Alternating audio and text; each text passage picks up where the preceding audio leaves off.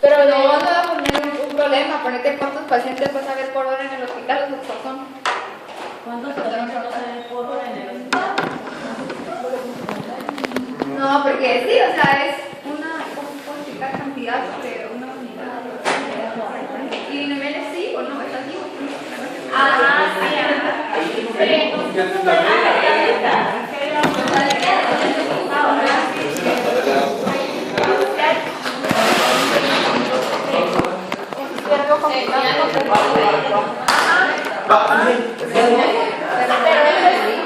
Para confirmar. Paso, pues.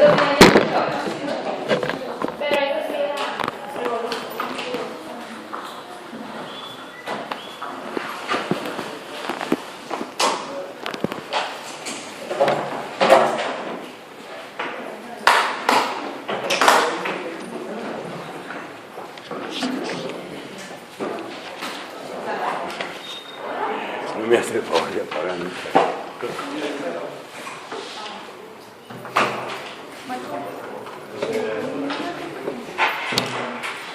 ¿Ya está grabando?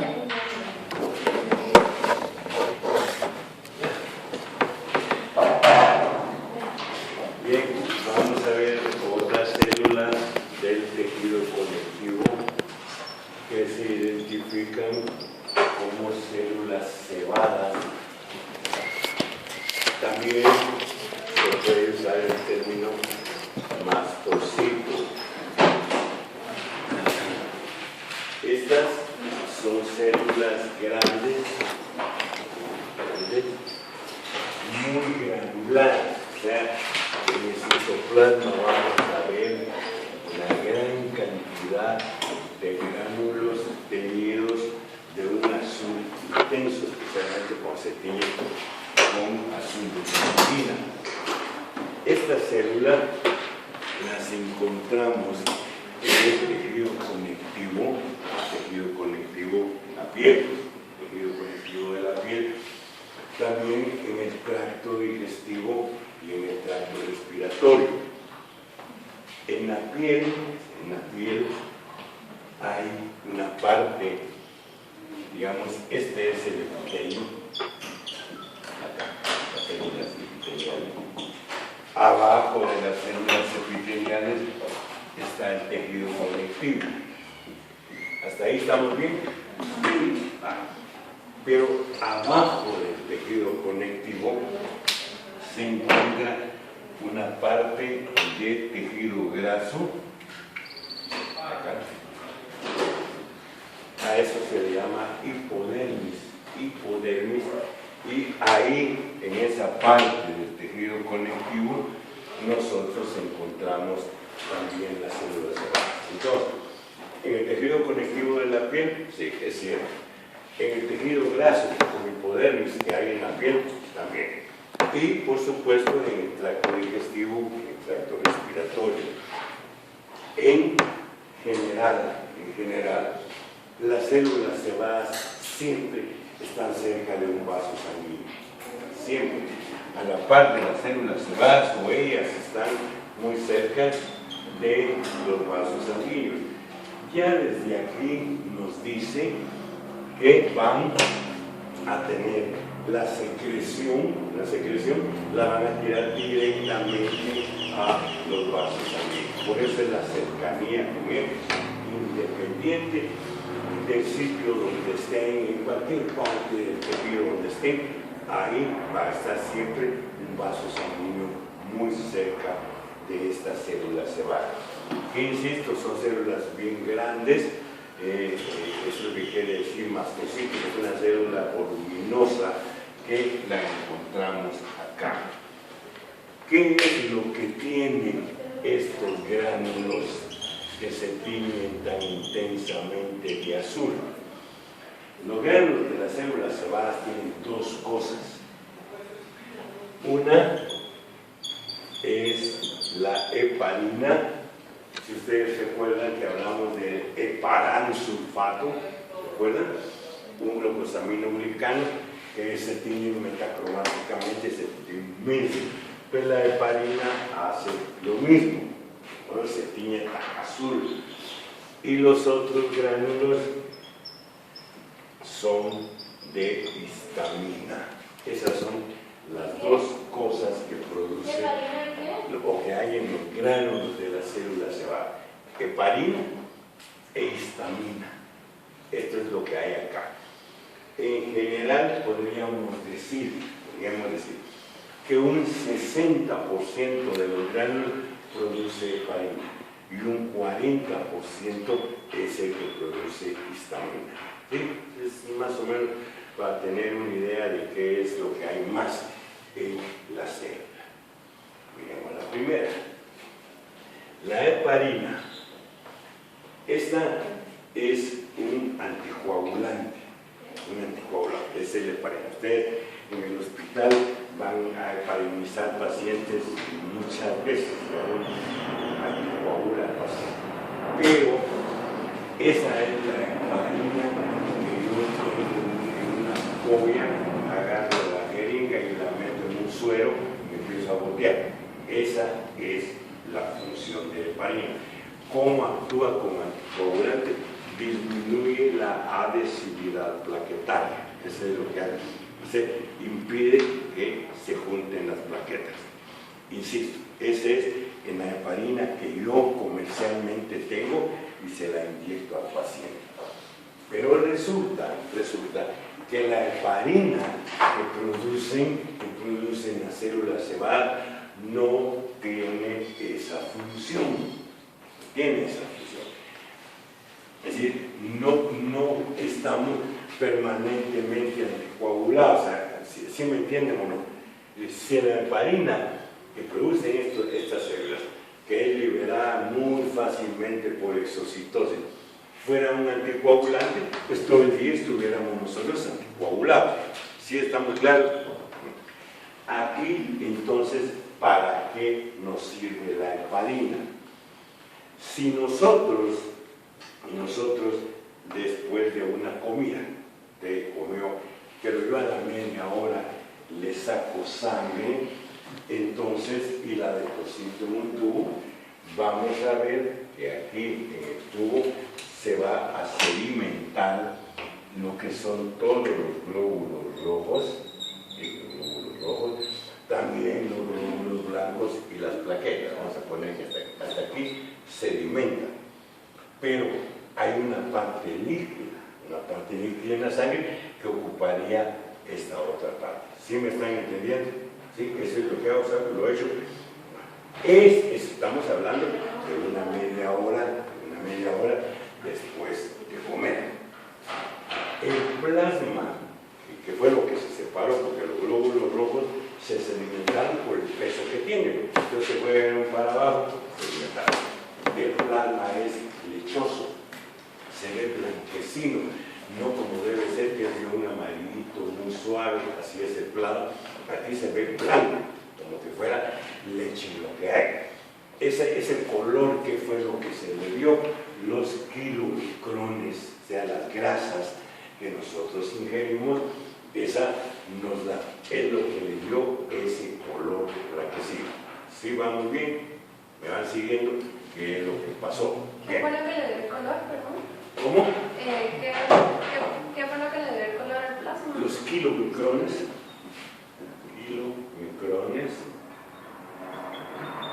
o si usted quiere los triglicéridos para ser más claro. Bien, esto es lo que pasó cuando hicimos esa extracción de sangre una media hora después de comer. Pero si hacemos lo mismo, usted comió toda la cosa, pero yo le saco sangre a las 2 horas, entonces está como debe ser. Sedimentan los glóbulos rojos, los glóbulos blancos, las plaquetas, pero el plasma está prácticamente amarillito, cristalino, sin mucho problema. Eso nos quiere decir que de alguna manera, que se las voy a decir, el plasma se aclaró. ¿Sí? ¿Estamos claros? El plasma se aclaró. ¿Qué fue lo que realmente pasó?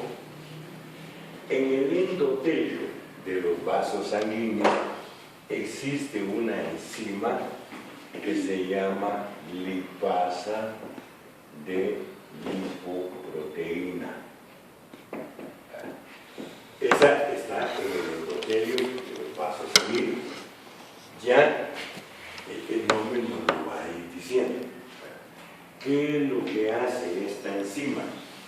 Los quilomicrones o los triglicéridos que van en la sangre, por acción de esta lipasa, rompe a los triglicéridos, que ya lo saben ustedes, 3 ácidos grasos y un glicerol. ¿Sí? Ese es un triglicérido. Esta lipasa rompe eso. Entonces, el kilomicrón que vive en TEA, pum, ahora se separa, pum, otro se separa, otro se separa, y se van liberando los ácidos grasos y el glicerol. ¿Qué van a hacer con ellos? Ya eso lo vamos a ver cuando veamos el tejido graso. Pero miremos en eso. Esa es la acción de esta enzima. ¿Por qué tenemos que hablar de todo eso? Porque la heparina secretada por las células cebadas, lo que hace es activar a esta enzima, lipasa de lipoproteína, para que haga la función que acabamos de mencionar. Entonces, puede ser que active a la lipasa de lipoproteína o que en realidad sea un cofactor de la lipasa de lipoproteína para que ejerza esa función de desdoblar los triglicéridos. Entonces se dice que la heparina producida por las células cebadas es un aclarante del plasma. Para eso sirve, para activar a esta enzima, para que rompa los triglicéridos y los podamos aprovechar, por ejemplo, en el tejido graso, para dar un ejemplo donde se van a ir esos triglicéridos. Esa es, vuelvo a insistir. La heparina comercial es un anticoagulante que actúa disminuyendo la flexibilidad plaquetaria. Hasta ahí vamos bien.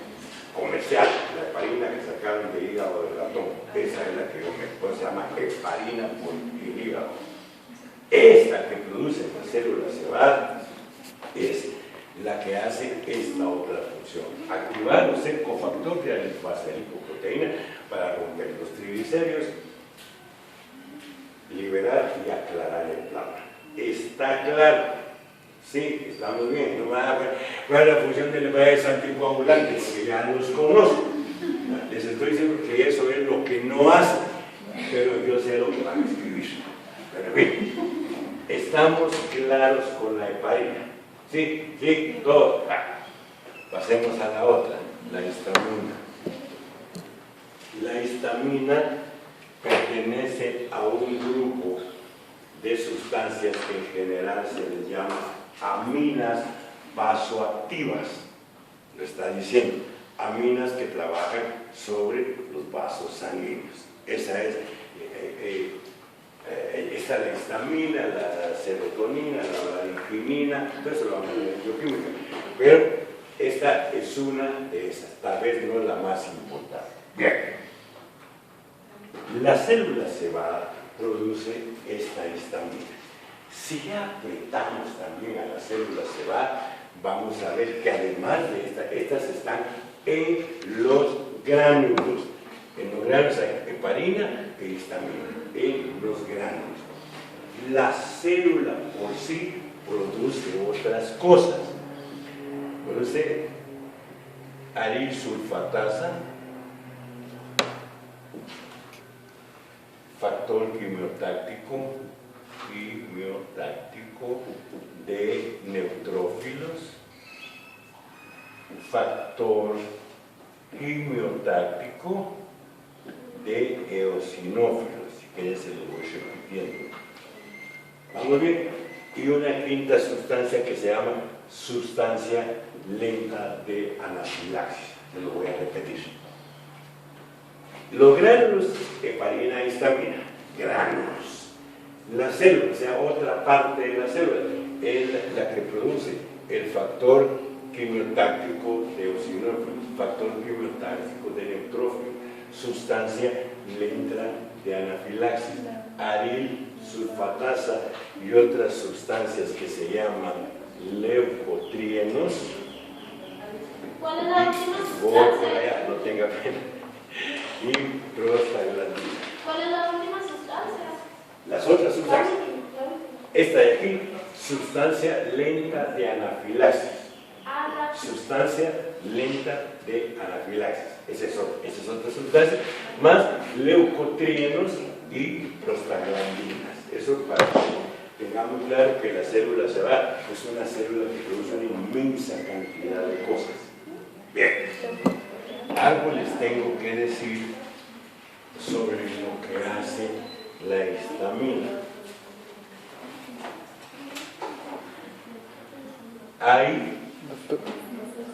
Doctor, una pregunta, ¿qué es anafilaxis? Anafilaxis, te voy a decir. Lo voy a entender como bien.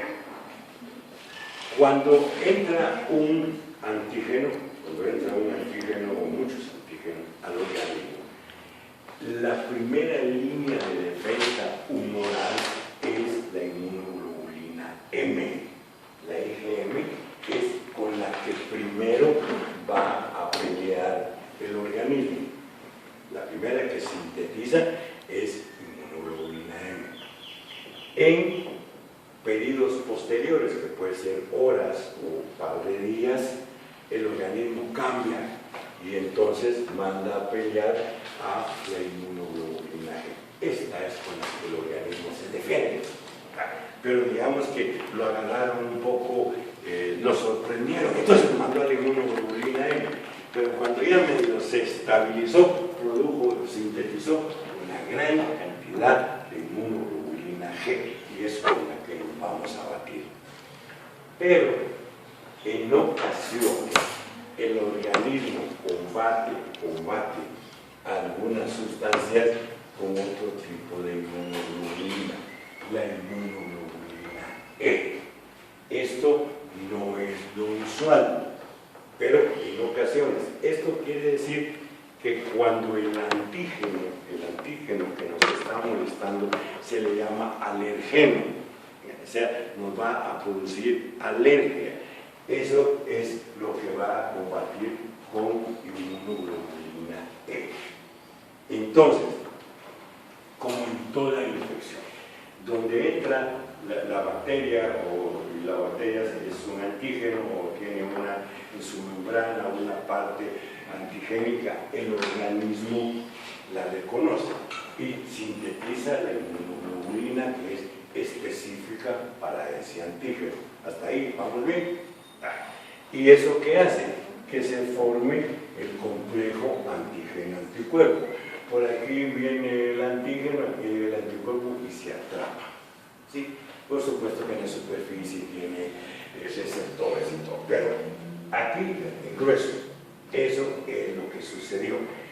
Cuando se formó el complejo antígeno-anticuerpo, ya no es inocuo, pues ya no nos va a causar daño.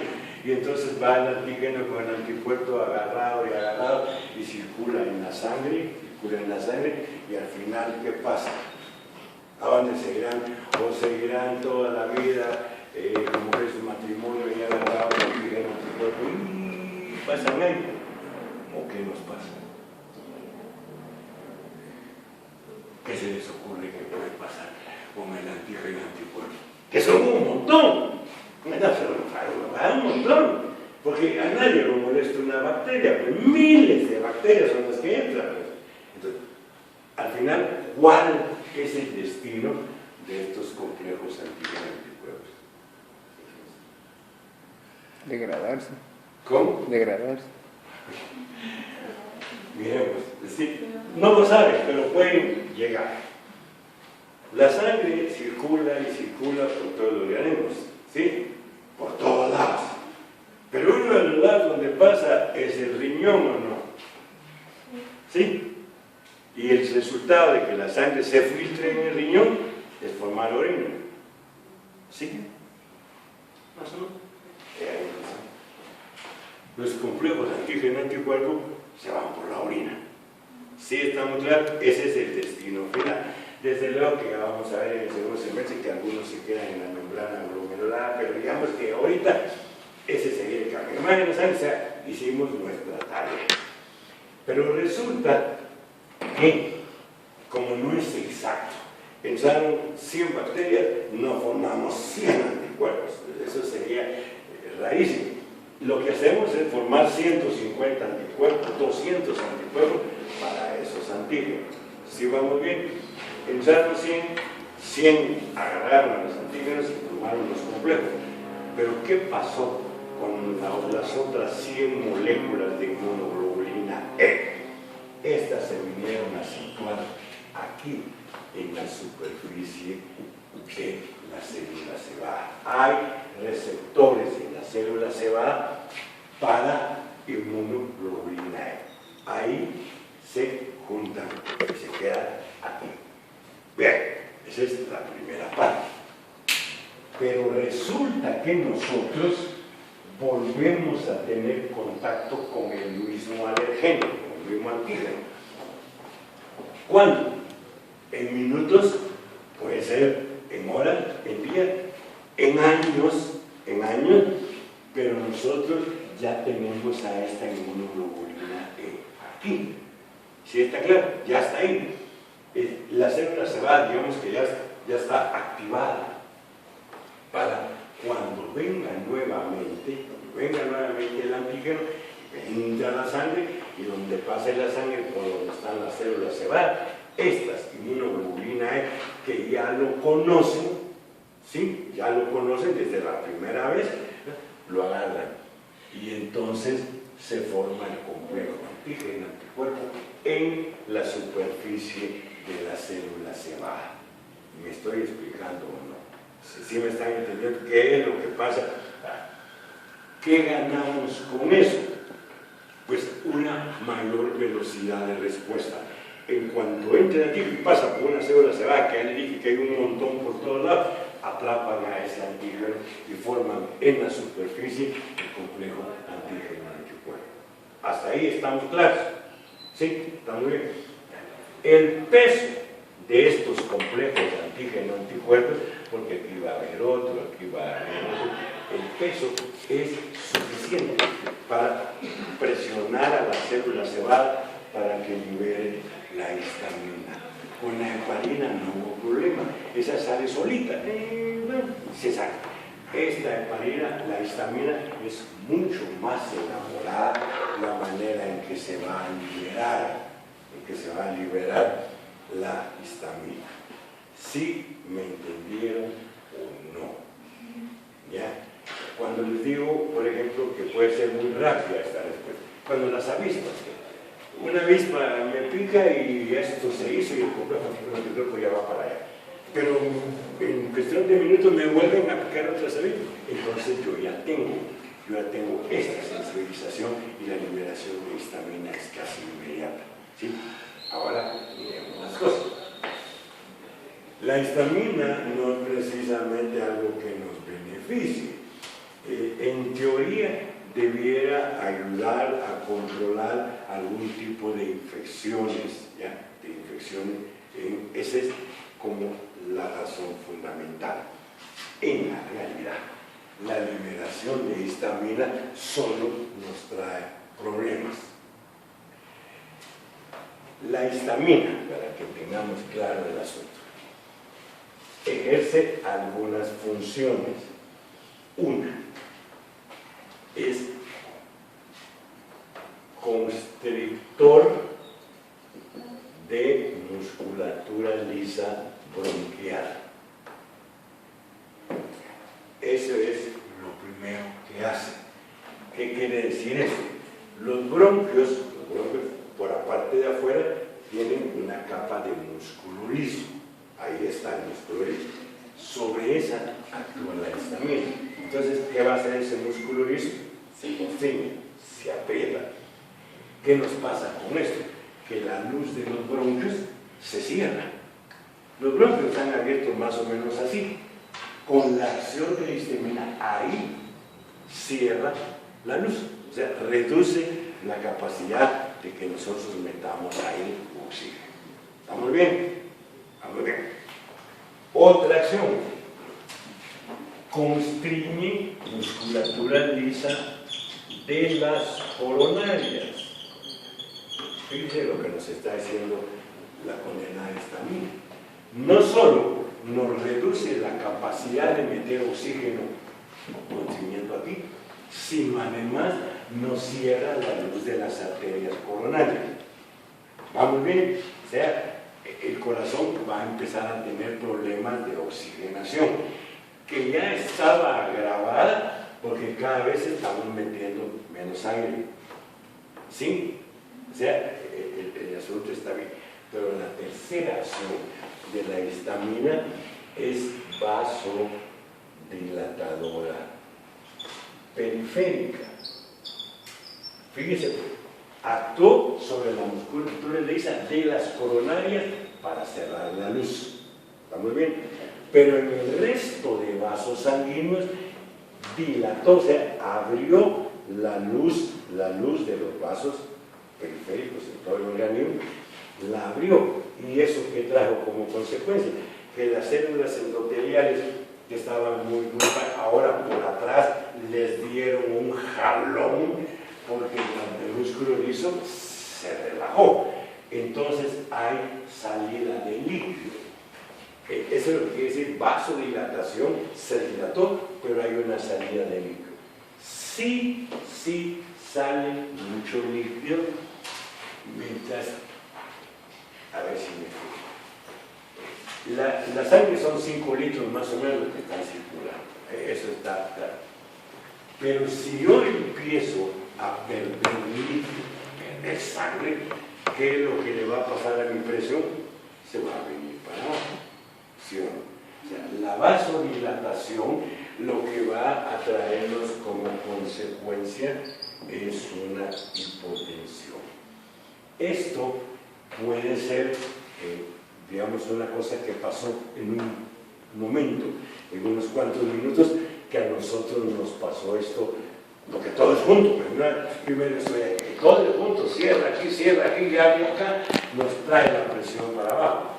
Si nosotros no logramos controlar esto, entonces lo que nos pasa es un shock anafiláctico que posteriormente nos va a traer la muerte. Por ejemplo, los que lo pican las avispas, ustedes saben lo pican, pero como nos siguieron picando, el rato está muerto. Lo mataron las avispas, se mataron, sí es cierto, no es muy prosaico que una avispa lo mate a uno, pero así es. ¿Cuál es el resultado? Es el shock anafiláctico. ¿Cómo se manifiesta el shock? Constricción del músculo liso bronquial, constricción del músculo liso coronario, vasodilatación periférica, hipotensión. Eso es lo que les pasó a esto. ¿Sí? ¿Cómo se llama el shock, perdón? Shock anafiláctico. Anafiláctico. Es decir, usted utiliza una vacuna, está haciendo profilaxis para que no le vuelva a la enfermedad. La anafilaxis es lo contrario a la prevención, es esto. Esto que nos va a pasar. ¿Estamos de acuerdo? Sin embargo, no todo va a sucedernos eso. Esto, por ejemplo, les voy a dar otro ejemplo, de las avispas es uno. No sé si ustedes han oído o visto que cuando se va a poner penicilina a alguien, y eso le deben tener, pero bien, primero ya le pusieron penicilina. Preguntarle a quién le pusieron. Sí, me pusieron como 10 años, ya uno va más tranquilo, pero hay gente que nunca le ha puesto penicilina. Entonces, usted le pone la primera inyección y no pasó nada. Se hicieron el complejo antígeno anticuerpo y no pasó nada. Pero la segunda vez que le va a poner penicilina, que sería las otras 24 horas, le va a pasar eso, si es alérgico a penicilina. Hay una prueba que se hace, pues nunca le he puesto, se hace una prueba subcutánea, o en el hospital, pero uno introduce una aguja con un poco de penicilina, aquí apenas un poquito, y en un momento se pone ya saben lo que se da. Pero como todo es así de todas maneras, le hagas prueba, pone, pues de que se les muere. De que se muere una inyección de penicilina, sí, pero usted no hizo ni siquiera la prueba. Y el paciente era alérgico a la penicilina. Ese es otro ejemplo que le puedo dar. Por eso hay que tener cuidado con alguna médica o con pacientes que ya dieron muestra de ser alérgicos. Un ejemplo, los asmáticos. Los asmáticos es tal vez el ejemplo más severo que tenemos de una reacción anafiláctica. Si han visto a un asmático, Si han visto, el alma se desencadena por cualquier cosa, ¿no? Él estaba bien, pero quemaron cohetes y el olor a pólvora le desencadenó el alma. Pasó de una construcción, la tierra. El frío, el calor, los asmáticos tienen problemas. ¿Qué es lo que realmente les pasa? No llegan hasta aquí. No todos los asmáticos eran muertos, pero sí están en este problema. Si han visto a un asmático, lo que se llama el estatus asmático, ¿qué está haciendo? Le está dificultando. El problema con los asmáticos es que con el esfuerzo entra en el aire, pero como está constreñido, necesita un esfuerzo muy grande, pero muchas veces se le vuelve a cerrar. Entonces el asmático en cada respiración siente que se va a morir. Él no se va a morir, pero él siente que se va a morir. Que es peor. A lo mejor sería así, no vaya, se murió. No, él siente en cada respiración que se está muriendo. Sí, estamos claros. Ese es el problema con el pobre asmático. Él siente que se está muriendo. Es esto lo que está pasando. No llegó aquí, está aquí. Porque ¿dónde está todo el problema? En el árbol bronquial. ¿Sí me explico? O sea, no necesitamos que a todos les pase esto. En algunos casos está solo aquí. En otros casos se manifiesta, digamos, con la vasodilatación. Hay algunas plantas que todo el mundo no vas a tocar esa hoja, porque cuando uno se le pone una placa, ¿sí? Hay una que dice en Chichicaste que es silvestre, de verdad solo la toca y se le pone horriblemente. ¿Qué es lo que sucedió aquí? Una respuesta inmediata en la piel. La piel se multiplica, se forma un nivel eléctrico y le sale otra, y le sale otra. Pues son verdaderamente unas placas, pero inflamadas. Usted ve la placa de matar. ¿Qué tiene adentro esa placa? Líquido. Entonces, a lo que voy es que esto es lo que les planteé aquí, es lo peor, la muerte. Pero algunas cosas se manifiestan en diferentes maneras en el árbol. Que puede ser que el alergeno fuera en el tracto digestivo. Entonces, ¿cómo se va a manifestar? Vómitos y diarrea. ¿Sí? Entonces, es una cosa inexplicable, pero así es. Todos tenemos en menor o menor proporción alguna susceptibilidad a la alergia. Así como les planteé lo de la planta de Chichicaste, pues está el algodón, las cadenas de oro. Todo el mundo sabe que solo se pone la cadenita y se le pone el cuello rojo. ¿Sí está claro? O se pone el suéter de lana que le hacen así, al rato viene todo. Todo el mundo sabe que le da alergia a la lana, pero ya ustedes saben, ¿verdad? Tal vez hoy no, y se pone otra vez el suéter y otra vez le brota la alergia, y la cadenita de mi mamá, lo mismo. Hay algo que nos hace tener que separar. Por supuesto que todo el mundo usa suéteres de lana, todo el mundo se pone cadenas y no le pasa nada. Es a unas personas en especial que les afecta. Todo eso mediado por la liberación de la histamina. Y para terminar el punto, también ustedes han oído de una inmensa cantidad de medicamentos que en general se llaman antihistamínicos. ¿Sí? Antihistamínicos. Los antihistamínicos usted no los puede recetar antes. En ese sentido, aunque sí, hay gente que es así, sabe que la cadena le da alergia, entonces toma un antihistamínico por la necesidad de ponerse la cadena. Así está, ya se mejor me tomo 2 cucharadas de Benadryl, pues no el venado, Benadryl. Ya lo sabe. Entonces, pero usted no le puede dar antihistamínicos profilácticos. No. ¿Sí? El antihistamínico se da cuando se empieza a manifestar las acciones de la histamina. No siempre es tan severa, pero se manifiesta por picazón, entonces ustedes saben que algo le está causando. Ese es el momento de tomar antihistamínicos. ¿Sí me explico? Desde luego que alguien, un asmático que está en estatus asmático, usted le va a dar antihistamínicos, se está perdiendo el tiempo. Ahí se va a necesitar algo más fuerte u otro tipo de medicamento.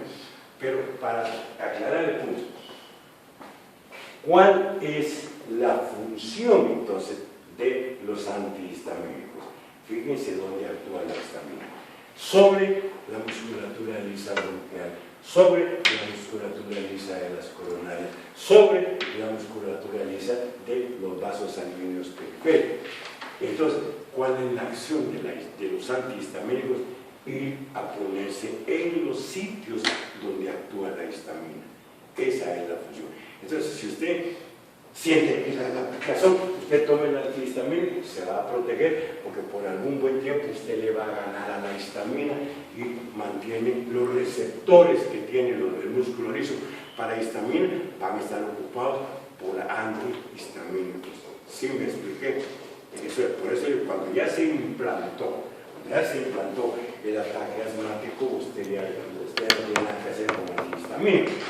¿Sí? Va a tener que usar adrenalina, aminofilina, broncodilatadores. Si no para, le va a dar esteroides, y los esteroides tampoco quitan al poder asmático, usted lo tiene que anestesiar para abolir todos los reflejos. ¿Sí está claro?